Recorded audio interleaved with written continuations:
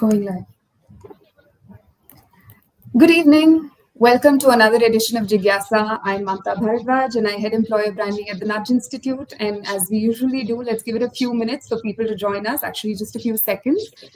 So please join in and settle down, and we'll begin in a few seconds.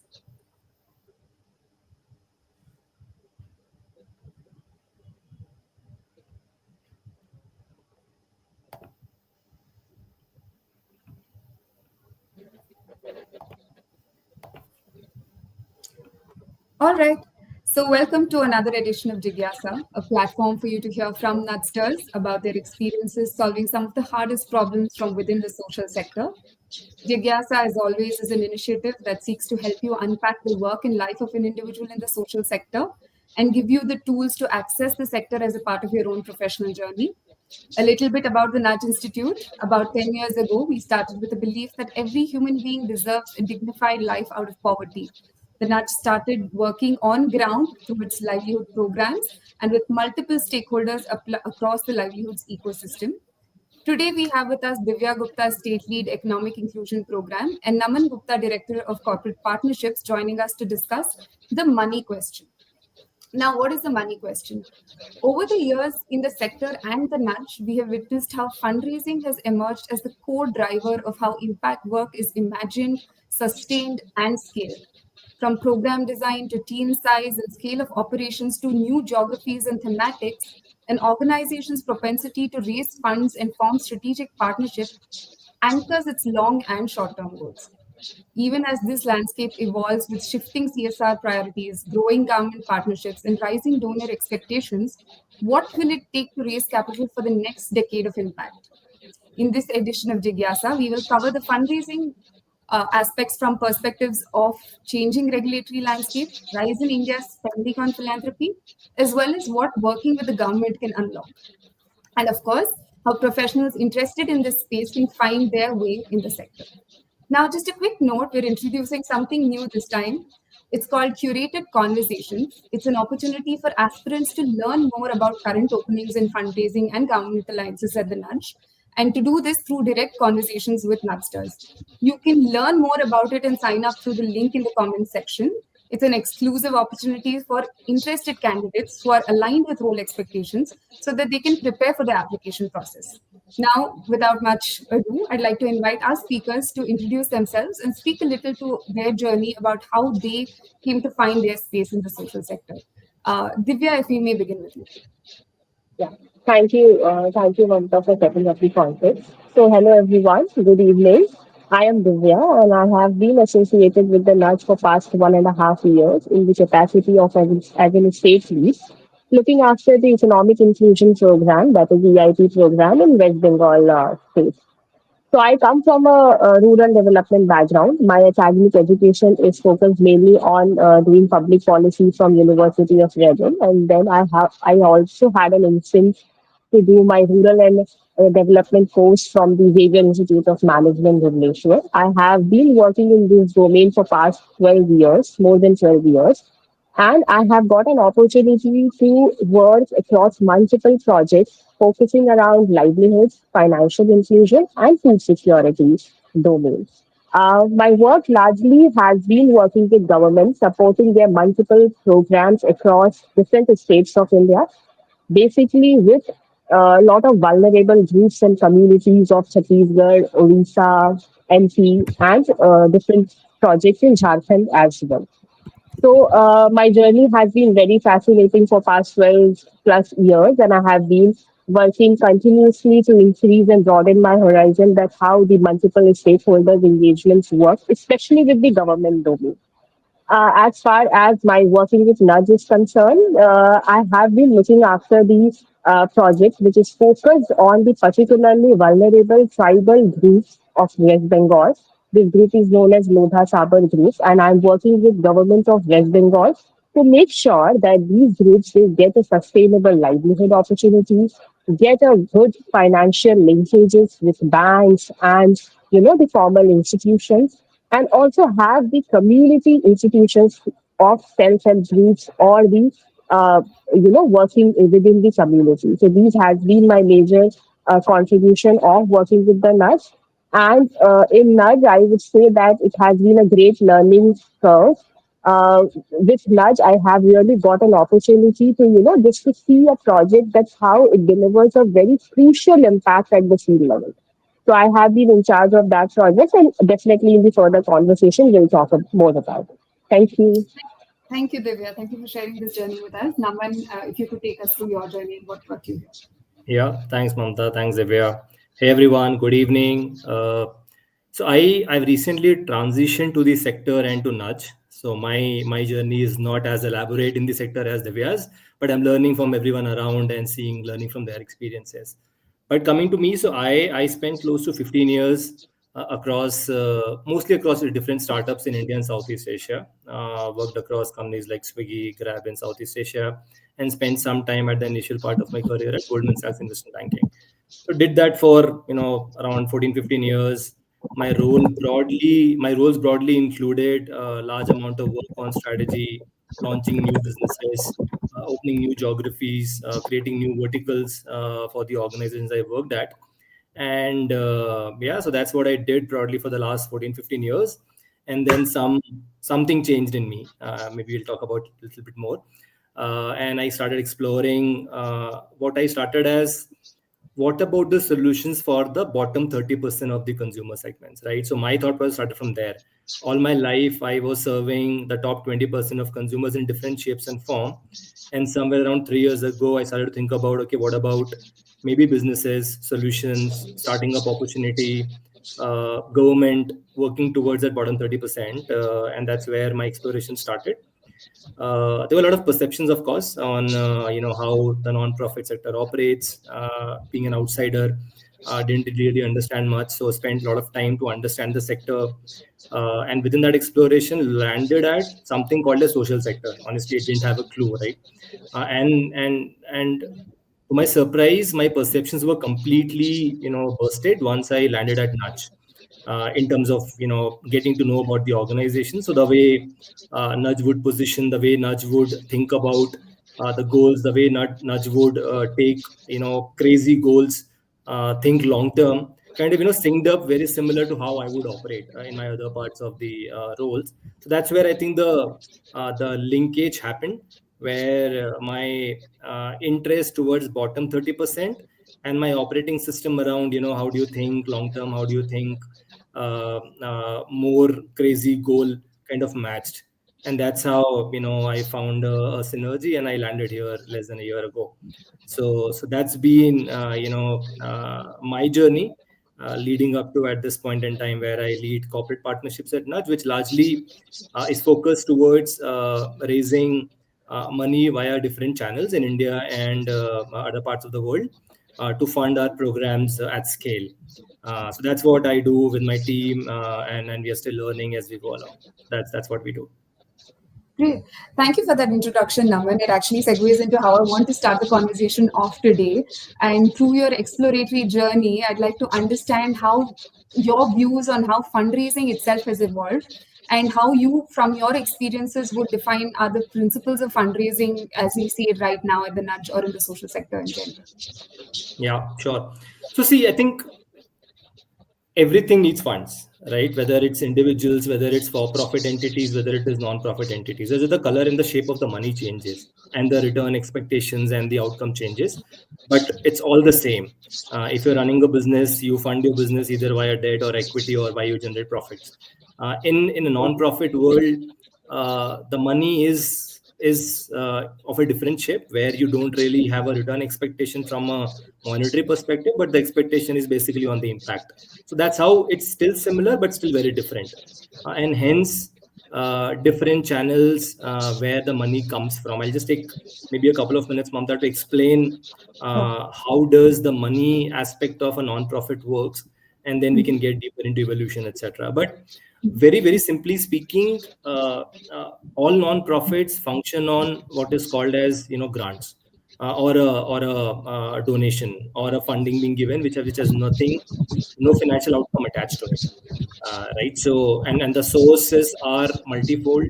In India, luckily for us, the government has a mandate where, based on the CSR law that came in 2014, the companies have to spend, they're mandated to spend 2% of their net profit in what is defined as CSR related projects, which are around education, healthcare, livelihood, poverty, sustainability, environment, and etc. etc. Right? So that's a mandated part, which we have very peculiarly in India. Beyond that, a lot of ultra HNIs and HNIs globally dedicate a part of their capital. So a large part of capital is dedicated towards financial returns, financial outcomes, and then a part is dedicated towards let's say societal impact. That's another source of money where large checks are written by HNIs and ultra HNIs to drive impact, and the themes could be what they relate most to. It could be in anything around education, health, livelihood, etc. Right. So that's the second source of capital.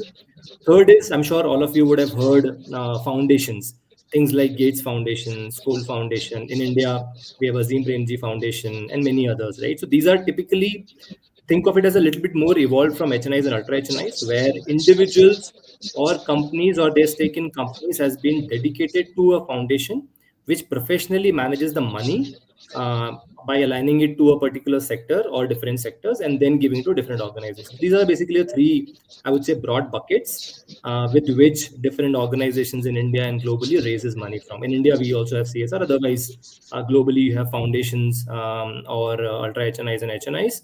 And in some cases, we also have a lot of government, especially in the developing economies. They have certain budgets earmarked for driving impact in developing economies.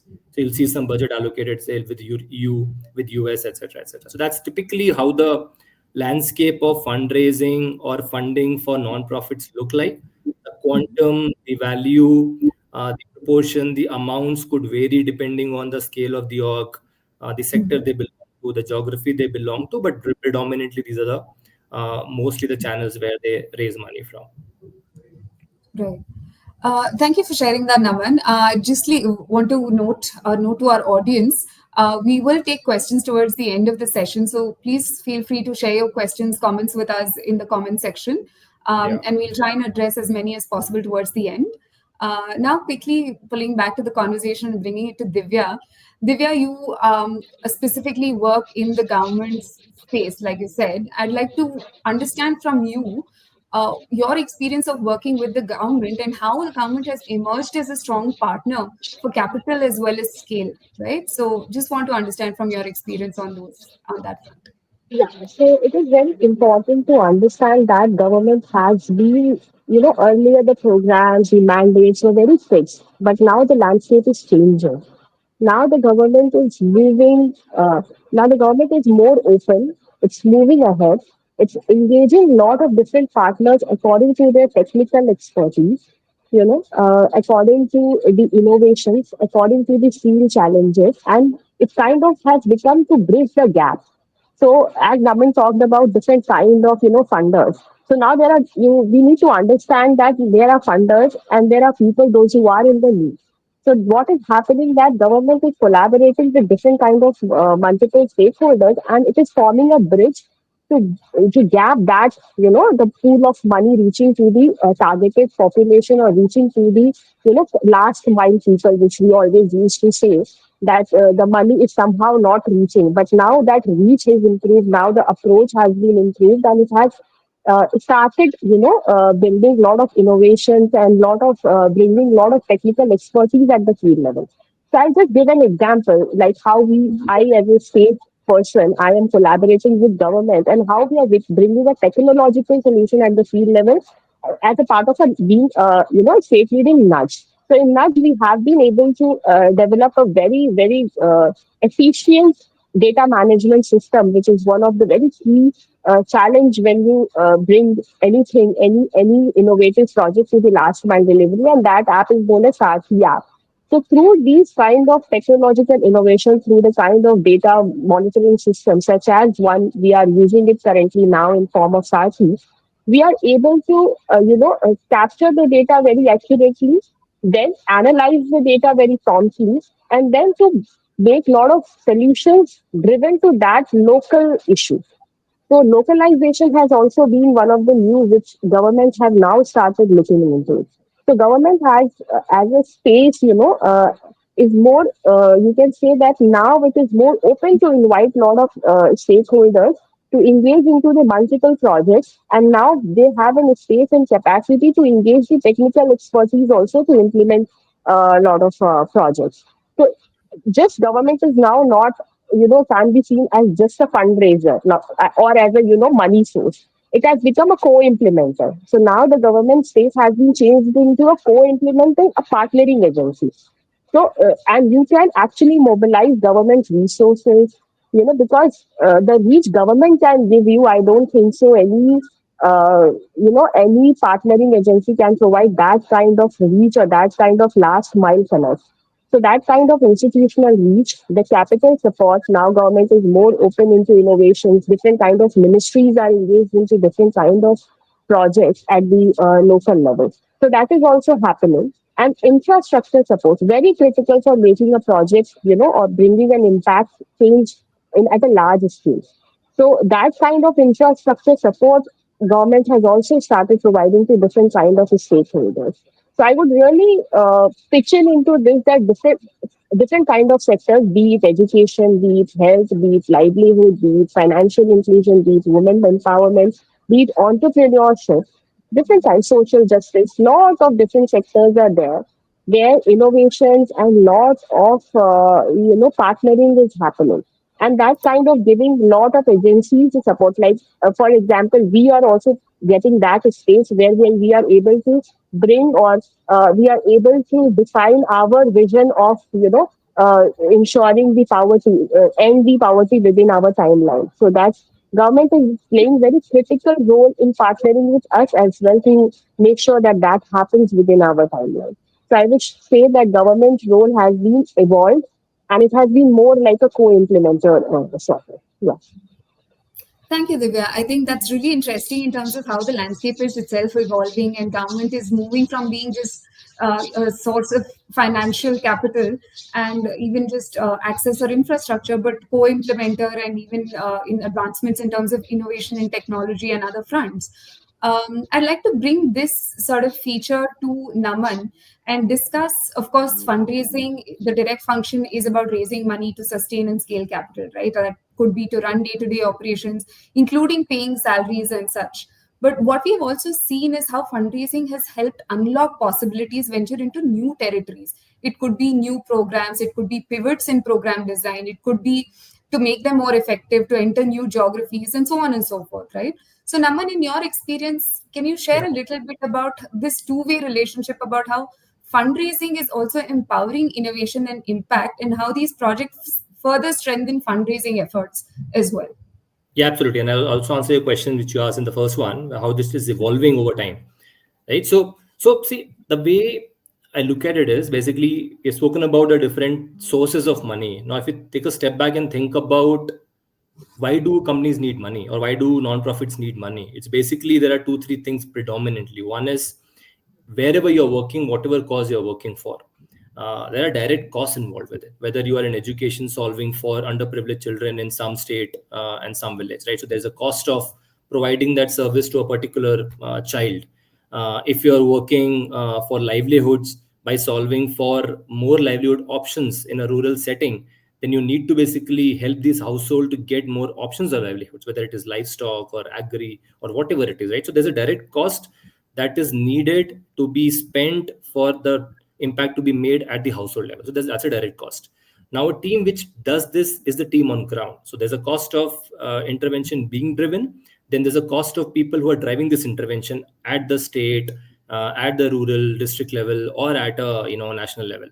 Then there is a team which thinks or plans for longer term. People like me who are raising money, right? So we also need to be paid salaries. So broadly, these are three buckets. Bucket A, where whatever is the cost of real program on ground for a household level is one cost. Cost of people who are implementing these programs on ground along with their learning and development, their travel, etc., cost to provide that service. And third, basically, is a little bit more upstream, which is basically a enabling or central functions to basically drive the org forward. So these are basically costs which an org incurs, and they need to raise money to basically solve for it. Now, if you remember, we spoke about three channels of money: CSR, let's say ultra HNIs, and foundations. So all different channels provide different degrees of freedom on how this money can be used. Right? Again, it's it's more structural or more defined rather than it being very written somewhere as a rule, unless it's a CSR, which is very much defined by what it can do, what it cannot do, what can it fund, what it cannot fund. So predominantly, again, there's a little bit of overlaps, but very broadly at a thumb rule level, the cost of program intervention and the cost of people implementing the program is what CSR typically ends up funding, right? And certain proportion of the central cost. But the cost of the teams investing for the future, trying out experiments, what Mamta asked, basically, how do you also keep experimenting, innovating, seeding new solutions? It's very similar to what happens in any startup or any for-profit world. You don't really know what will actually work. Of course, you have a problem statement, you have a solution in your mind, but once you start, you keep pivoting, keep learning, and keep trying. Similarly, in our space, we also need to keep learning, keep trying. We fail, we learn, and then we redo it again, and then we get better at it. So to fund these, experiments, innovation is where risk capital, let's say coming from foundations or HNIs, actually helps us achieve that, right? So that's the first source of capital which helps us unlock ability to experiment and get to basically outcomes which could lead to lot more investment in the longevity or the scaling of the program. And then that's when your CSR or your more organized capital kicks in, which basically fuels in the growth of a established program. So that's how predominantly it operates. As I'm sure all of us know, a lot of the large organizations started with something else and then ended up becoming something else. We have examples like Wipro in India, which was typically a vegetable oil company, and we know what it is today. So it went through its own iteration. There's Suzuki in Japan, which did something very different altogether, and now it does automobiles, right? So similarly, non-profits also go through iteration, and different source of funding funds different part of this journey to basically unlock what needs to be scaled up.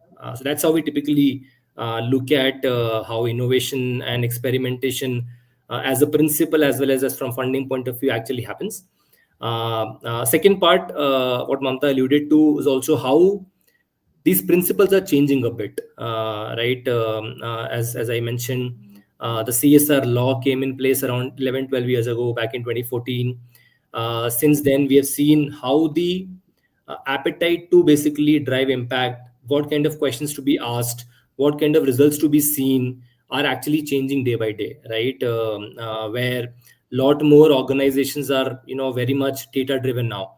They want to understand, okay, what is the degree of impact that my investment has created. Now, metric, you define the metric, but you give me an outcome which is measurable. So how do you measure it? Can you send quarterly reports? Can you extrapolate that to a larger scale?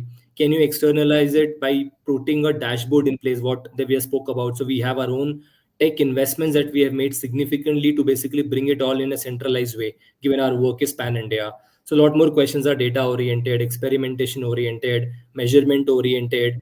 Lot more questions are also leverage oriented. So we alluded to it, right? So very interesting conversations where a lot of organizations ask about, okay, if I put $1 or a rupee, how can you multiply it by, let's say, getting more investment into it, right? So the more investment could mean, if you give me one, I can showcase that you have given me one and get 10 more rupees to come from other partners. So you drive one, but with that one, I'm able to raise 10 more money, 10 more rupees from other partners. That's one leverage. Second leverage is we work very closely with government, because we like to believe that given our scale of India as a country and the vision that we have taken of making India poverty free, it's important for government to be an important actor in this overall ecosystem, right? So we work very closely with government for them to unlock a lot of schemes, their muscle on ground power. So another leverage is, if we raise X amount of money, can that be utilized to create government schemes which can unlock 10x rupees from the government scheme itself, right? So a lot of questions are on leverage now. So if I put X, how can you drive more money, which can drive more impact, and hence I can feel a lot more satisfied at the end of the day by putting in the same money. So those are some of the changes that we are seeing, in the quality of questions, quality of thinking, quality of money being given. There's a lot of conversation on how can money be not a pure play grant, but let's say a blended finance, which is zero interest. There are periods where you don't have to pay, what is called as moratorium periods.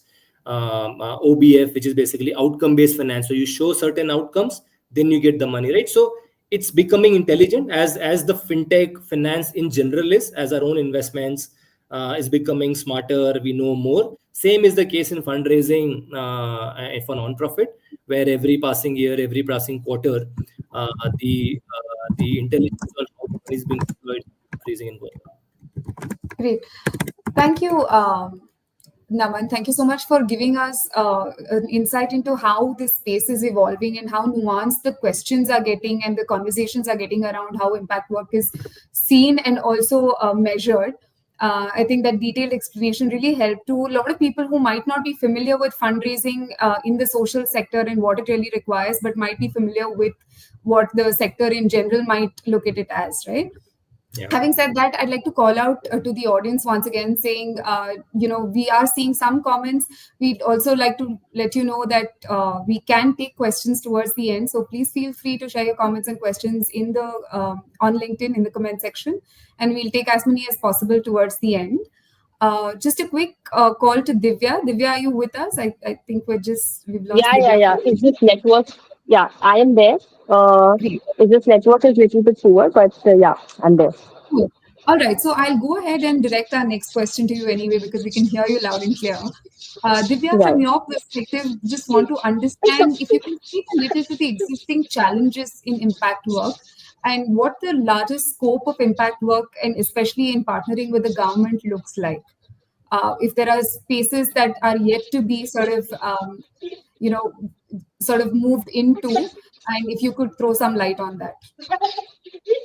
So so currently, like as I have already iterated, that fundraising is introduced lot of innovations and strengthening and elaboration of the government work. But definitely there are challenges having worked in this landscape. And one of the key challenging is that bringing the multiple fundraisers on a one platform. So that is one of the key challenge which can be seen. Second is that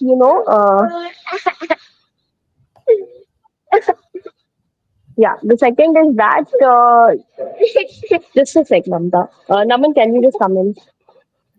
Sure. I think we'll come back with that question for Divya. I think, Naman, we'll just bring you in. If you would Yeah, like to address that question, and then we'll take it from there.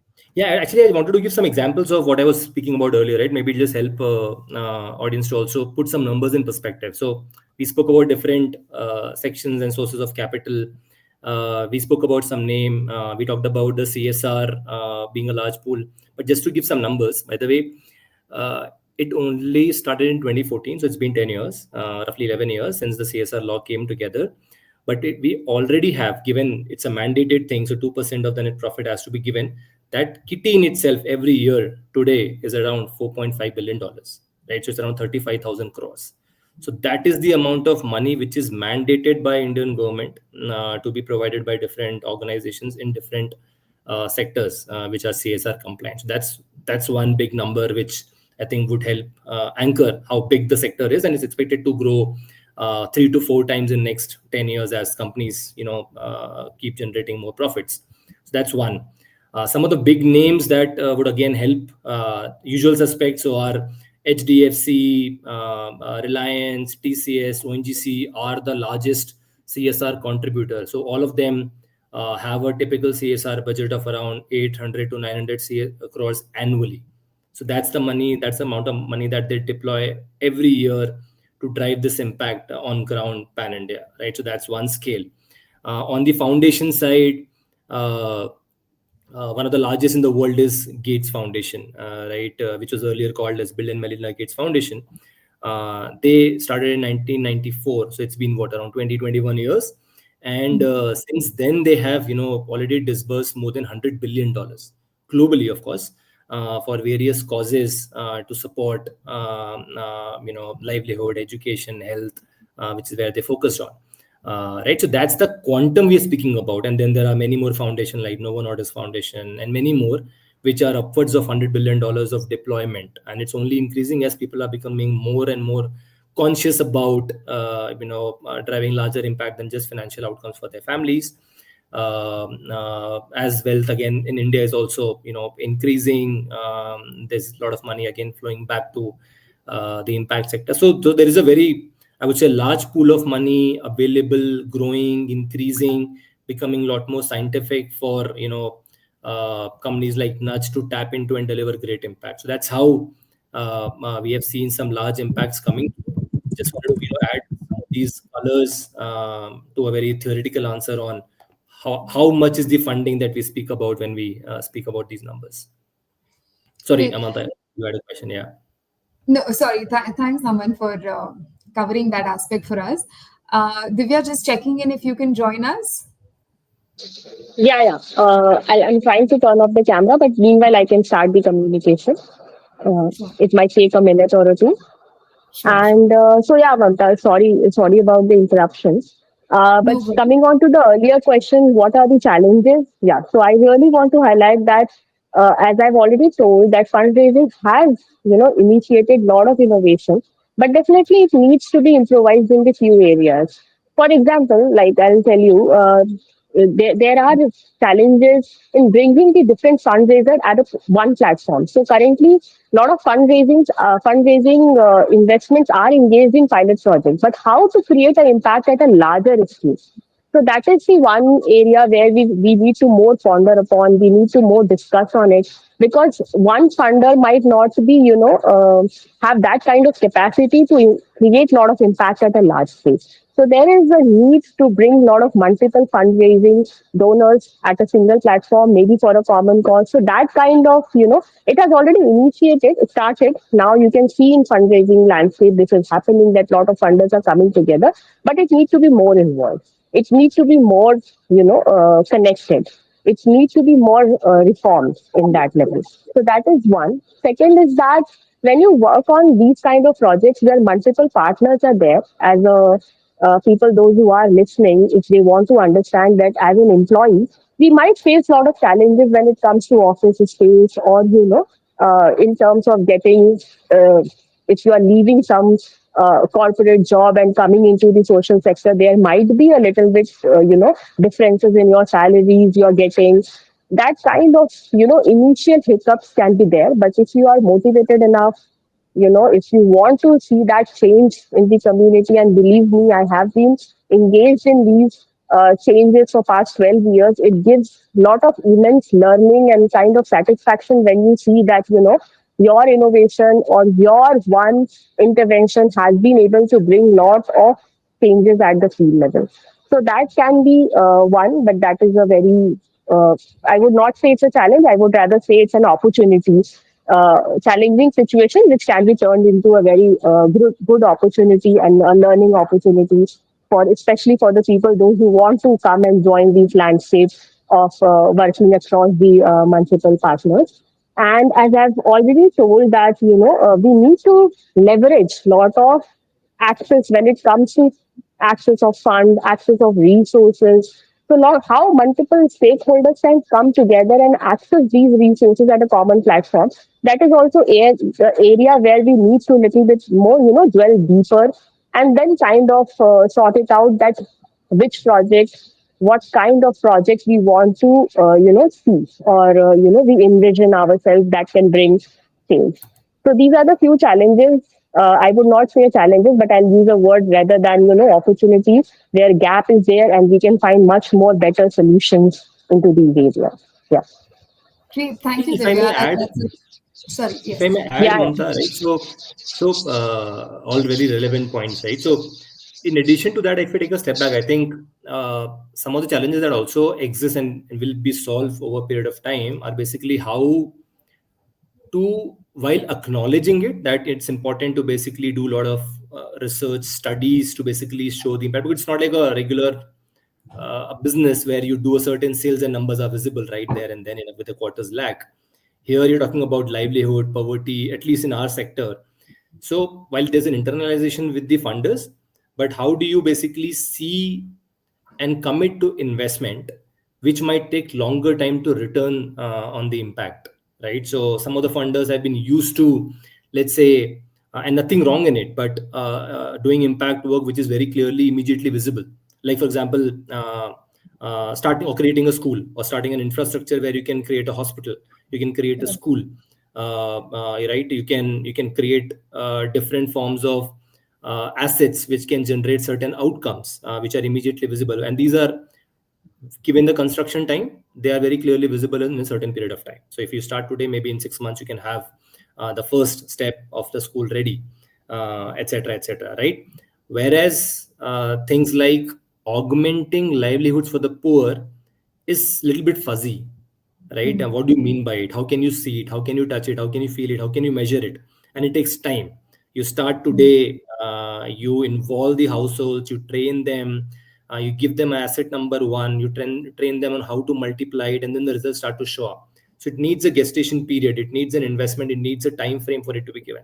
So how does it's absolutely changing, but it can, become better over time, where a lot more people are willing to basically fund for a longer gestation, not immediately visible outcomes. So that's one, where I think as the money starts to become smarter and impact starts to become a lot more sustainable and long term as an output, I think automatically the funds will start to flow here. Second is, while believing that getting talent to the sector is very important, but you also have to pay for the talent, right? While most of us come here with a very clear, a point of reference of making an impact, changing our tracks, changing our completely from where you used to earn, but we need to get more men, more people to come into the sector. So now to get such people, to get more talent, the way it happened in Indian startup ecosystem, where 15, 16 years ago, joining a startup would be one of the last options, let's say in the B school placements, right? Because it was not known, the money was not available, the sector had not seen the growth, there were not many people to look up to, etc., etc., right? Barring few exceptions. But now it has become norm. I think in next, let's say 6, 7, 8, 10 years, solving for social complex problems in India and in the world would be in that stage, right? But investment into get people to create that stage and create that opportunity and vision is where I think the investment could do slightly better. And we are seeing examples. But again, so investment in talent and people as a higher proportion versus, let's say, the direct impact would also be a great opportunity over the next few years. So these are, like, I would say, let's say, two large upstream natural evolution of how the money will start to flow towards a lot more strategic long-term bets versus predominantly being focused on very immediate short-term results that we see today. Right. Thanks, Naman. That's actually very interesting because it's a very encouraging note for us to move into the next segment of our conversation, where we are trying to address any reservations, concerns, or questions around joining the social sector, right? Especially for people who are on the fence or who are still exploring the space and wondering what it must be like to work in the social sector versus any other sector that they're a part of already. So I'd like to bring both of you in on this very specific question about what it takes for someone who's interested in the social sector to actually make that switch. What preparation, what sort of skills, what are the transferable skills, what are the kind of readings or any sort of preparation that can go into it. And Divya, maybe we'll bring you in here for this before we move into the audience questions. So it's a very interesting thing. The thing which you will be really need should be that your inner call. Like if you are ready to switch on, because it's a very, let me tell you, it's not like Taban very beautifully told that it's not something you will see in a year or in a year or two. Like if you, it's not like you just go and deliver thing. It is a very challenging job. It requires lot of conviction within yourself first. So if you want to make a switch, think through it. It's a very interesting sector, very challenging sector as well, and has lot of opening opportunities. So if you really want to delve into it, delve a little bit deeper and define your area of work. So it's a very vast sector as well. Because the solutions which might be needed in education sector might not be relevant in the domain or financial inclusion domain. So might not be very relevant in health domain per se. So it's a vast sector as well. So I will definitely say that define yourself which area you want to work. Product can be one area, tech can be one area. In that also there may be multiple of areas, whether you want to work in direct implementation or you want to work in a supporting part of the implementation, more of developing solutions at the back end, and then supporting the implementing team. So there are a lot of different areas if you want to take a switch. But if you are someone, I'm sure that there might be audiences who are already into this, maybe doing their masters into rural development and want to see that where they can work, like whether they want to work with an NGO or they want to work with profitable companies or they want to work in CSR domain or they want to work with development. So that is also for the new people, those who are freshers and want to, join in the development sector. They also need to define that which areas, because ultimately we are working towards the goal, but our roles and responsibilities are very different. I, as a part of a nudge, has a completely different responsibility than someone who is working in the government. They might have more processes, more engagement, things might be more delayed, but I, as a, working in the nudge, I have an opportunity to work directly with the now set number of beneficiaries on a specific project in a time bound manner. So Right. which areas, like if you are a fresher, you need to have a little bit understanding also that what fascinates you, which area fascinates you better. And then coming on to search, there are a lot of different. LinkedIn is itself one platform where you can search, where you can, understand that which organization is working there. A lot of different readings are there. A lot of different uh, websites are there where you can have an understanding about it. But a few of the key skills which you need to have is, one is the you should be developing. If you don't have, you can definitely develop these skills. It's not like that if I am not a extrovert person or I don't have networking skills, I should not come into this. No, it's not like that. We can develop these skills when and where we move forward. Everybody learns when you are at the job, and everybody becomes better at it. So I will also try to say that don't be afraid that if you can't have that kind of a skill, you can definitely develop it. But we need to focus on few key important skills is your relationship building, because this development sectors requires lot of interaction with different kind of stakeholders. So That's definitely you should, yeah, interesting, Divya. I think we'll move into the question about stakeholders very quickly. Just to yeah, bring Naman in as well in this question, because yeah, Naman, you sure. had an interesting journey yourself. You also were on the other side of Jigyasa at some point, and then you happened to join the Nudge. So, if you could take us through what your journey was like in terms of preparing to, move into the social sector and the Nudge in particular. Yeah, sure. So yeah, actually, thanks for reminding, Mamta. So my journey was with Jigyasa around what 2.5, 3 years ago, is when I got introduced to Nudge.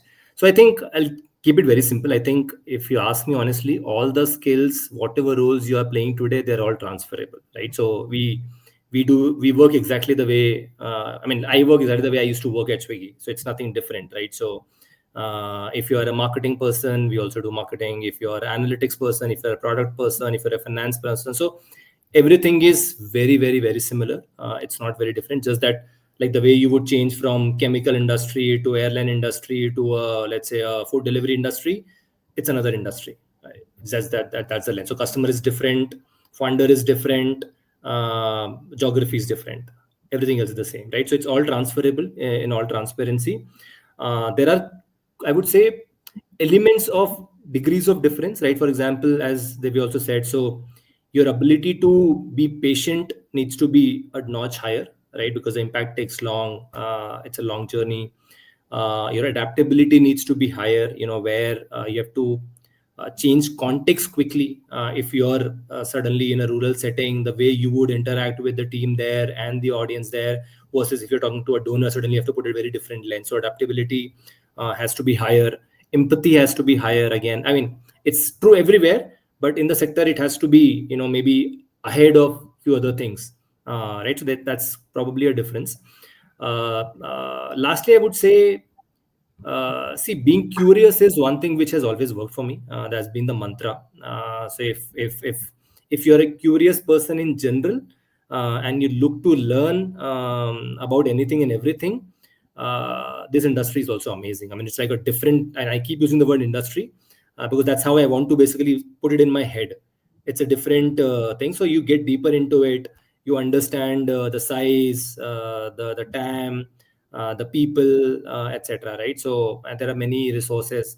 One simple recommendation I could give is, there's a podcast called Seen in the Unseen. That's very interesting. You get a lot of perspectives about how government functions, how different schemes into play. Read about how Amul journey went about, how green revolution happened, how UPI journey happened, how China became poverty free in a generation, how did they brought about their manufacturing as a capability, what did Japan do after World War, after they were battered in the World War, right? So these are some examples which could make you very excited. Okay, if they could have done it in, they did it in 30-40 years, what were those insights which led them to there? And automatically you'll see, okay, these can also be applied in Indian context, right? So I think just being curious and asking those questions and then trying to find answers would be a great place to start. And skills are all transferable; they're overrated anyways. If the intent is high and the learning and curiosity is high, I think you can figure out your way around. I think, Naman, that's very interesting because I think we've also experienced it firsthand being a nudster myself. I think skills are transferable. It's about curiosity. It's about questioning what is happening, and really investing in learning about how things are happening, and that sort of just moves you forward and along anyway. Yeah. We'll quickly move on to some audience questions, some that were submitted beforehand. And I'll take this to Naman again. Storytelling has become an important part of fundraising. In your experience, how often does impact evidence actually override emotional appeal in securing long-term donor commitment? Impact versus storytelling. Okay. See, it's. I don't think it's an either or, right? I mean, what I'm trying to say, you can't have a story and no impact. You can't have an impact and no story, right? Because they go hand in hand, right? So the funders, or at least the strategic large funders, they get inspired by the vision. And vision is nothing but how do you communicate the vision, how do you put out a vision, how do you think to make a large impact, which adds up to their own goals or their own, let's say, narrative or their own mandates. So that's the part of basically up leveling of what you're trying to do. Where are we actually trying to reach, and what the path is? That is what the narrative of storytelling is all about, right? So that is important. The proof of that you're going to succeed on that path, or you'll take some other path to get there, is basically the evidence and the numbers, right? So I would be very surprised. At least I haven't seen anyone who just get completely bought in by just one of these two.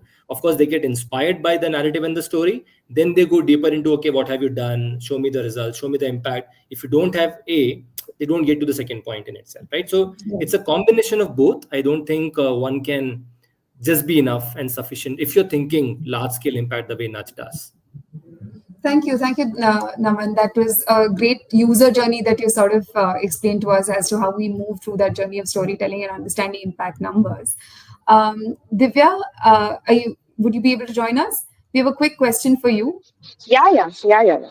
All right. So we have a question around government partnerships and how they tend to rely on strong personal relationships, and if there are ways to institutionalize these collaborations beyond individual champions, which we have experienced to be true and also witnessed. So So, coming, this is a very interesting question, and thanks for whomsoever has asked. Thank you so much for asking this question.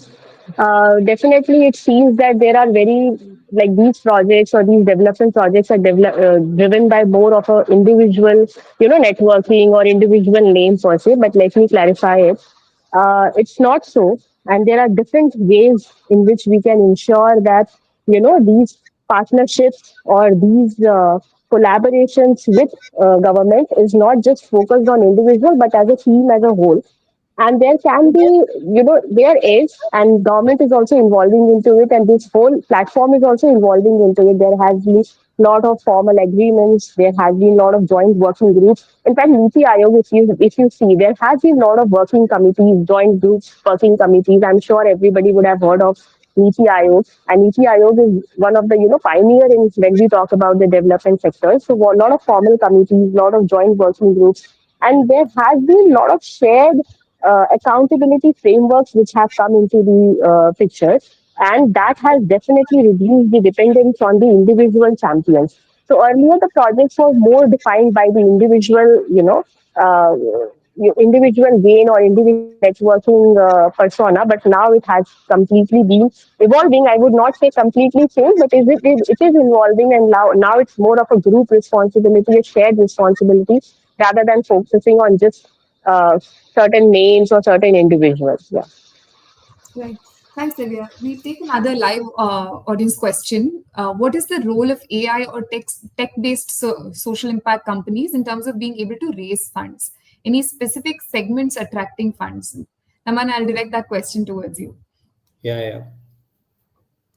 yeah. Uh, See, I don't think it necessarily links to ability to raise funds. Unlike I know where this is coming from, right? What we see in the media today, where a lot of AI startups are raising money and crazy money on that. Um, it's not it's not similar in the sector, right? The money here doesn't chase the returns as I explained earlier. So it's a very conscious money. So it doesn't necessarily get influenced by what the theme of the year is. That's one. Now, unless, of course, there's a caveat like everywhere else. Unless there is a very different way of creating opportunities of social impact leveraging AI, by leveraging AI. I'll give some examples, right? We all know, I'm sure all of us would know that labor force participation in India, women labor force participation in India is fairly low compared to other parts of the globe, right? So the women in India are less representative within the workforce across the country. And there are different reasons. I won't go into reasons. There are different reasons of social setting, context of geography. At least in, let's say, rural setting, there are certain daily tasks assigned to them. So there are restrictions on amount of time they have, ability on mobility that they have. They cannot go beyond certain, let's say, radius of their home. So now within this, but they still have, let's say, 3 to 4 hours or 4 to 5 hours of daily productive time available with these constraints. Now, if there is a solution available, which we using, and everybody has a smartphone, we all know, right? Everybody has a smartphone with a very cheap data available. So everybody has a connectivity on data. Now, with this as a context and this as an opportunity, if somebody can create a solution which could generate livelihood options for women working from home by leveraging smartphones, keeping in mind their context, keeping in mind their, let's say, regional language ability and not maybe the English ability. And they do that, I'm sure donors would love, because it's very scalable. If it is done in one state, this could very clearly easily multiply to all the states. It could also multiply to other countries.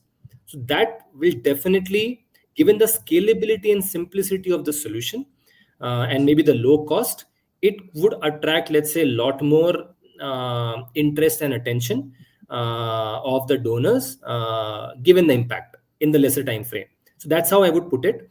But not necessarily just because it's an AI, but what exactly does it do? Right, for the reason that you're working on. Does it solve for education if you're an edtech or an education focused non-profit? Does it solve for environment? Does it solve for something else? That has to be very clear, and not necessarily just leveraging, let's say, some of the buzzwords to create a story. So it's slightly different, but again, possibilities are there. Thanks, Naman, for that comprehensive response, because I think that touches upon several other questions also that we had coming in through our live audience. I'll take one last one before we conclude this session and bring it to Divya and Naman for quick responses and also sort of a roundup for the entire session before we close. The question is, with current global political trends, one gets a sense that NGOs' influence might be reducing at a policy level. How do you see this in the context of fundraising? I'd like to bring it to both of you to speak from, of course, the government angle as well as the fundraising one. Divya, if we can begin with you. Divya, I think we'll Yeah, wait for yeah. Divya. It's Okay. sorry, audience. Also, it's raining here in Kolkata heavily, so the network has been very patchy. Yeah. So definitely it is, because there has been lot of. I think Naman will be giving you more lot of good context in this. That there has been lot of new norms and policies which have been included, which has been initiated now, because there has been a lot of obligations, guidelines also have come up. But definitely, it doesn't closes the opportunity as such. It's not like that the opportunity has been closed. Lot of investments is still being drawn. through the NGOs. And if somebody wants to work in the domain, I would say that first initiate at the local level. You can definitely meet the local governance there, find out who is interested, what is interested, which government is interested to invest in which sector, where your policy and government policy is matching, like where you want to work and government wants to invest. Both of the areas should be same, similar in the manners, and you have that expertise to implement that project which you have in mind. So that kind of platform needs to be created. And I would also say that there are a lot of departments, district department also have a lot of department is there within the ministries which actually create a platform where these can happen. So that can be explored, and I'm sure that meeting at first at the local level, that will help you to create an understanding also. Yeah. Great. Thanks, Divya. Naman, bringing the same question Yeah. to you and also to round up your thoughts for the session. Yeah, sure. I'll keep it short. So basically, see, I mean, of course, there's a lot of unclarity. I mean, there's a lot of lack of clarity currently in the way, and not just for non-profit, but for, I mean, we all know the examples of our trade tariffs, right? So it's just that the environment is a little bit wonky at the moment, right? So it's very similar to what would happen to any other industry. We don't know, right? But I would say at a fundamental level, there's no change, right? It's a government mandate. Government is, I'm talking about India for context. So it's a government mandate. Government is very bullish on it. Government spending on social investment is only increasing every year as a percentage of GDP. Just for context, Indian government today spends around 10% of GDP back into social sector or social investments for different schemes. It's only increasing year by year. The size of Indian GDP is increasing. The size of Indian markets are increasing, right? So it's all in the direction which is only up. Our infrastructure on ground is also increasing, where these investments can be led to a lot of changes. So I would say it's just looking positive, green, opportunistic. Just that the current climate is making a little bit confusing, but it's not. It's just like a blip in the overall journey. But the journey and the long-term path, I think, is very, very, very clear. There's never been a better time to basically solve for the problem, and hence my own decision to basically make a switch now, given where we stand today and the problem that we have at our hands. So I think it's all looking very positive from here on. Great. Thank you for concluding on that very positive note and for sharing your insights and inputs, both Divya and Naman. And thank you to our audience for joining us. I think in the interest of time, we will not be able to take any more live audience questions, but we will try and engage with you offline. And the recording of the session will be available, of course, for you to watch later if you are interested. So thank you for joining us this evening. I'd like to call out our curated conversations opportunity again. If you are somebody who is interested to learn more about open roles in fundraising and government alliances at the Nudge, please sign up through that link in the comment section. It is an exclusive opportunity for interested candidates who are already aligned with the role expectations to prepare better for the application process at the Nudge. And of course, as always, the Nudge is hiring for a range of roles across functions. Do visit our website to understand and explore these roles. And thank you for attending. We'll see you again for the next edition of Jigyaasa. Thanks, Mamta. Thanks, everyone. Have a great Thank evening. you. Yeah. Thank you. Thank you, everyone.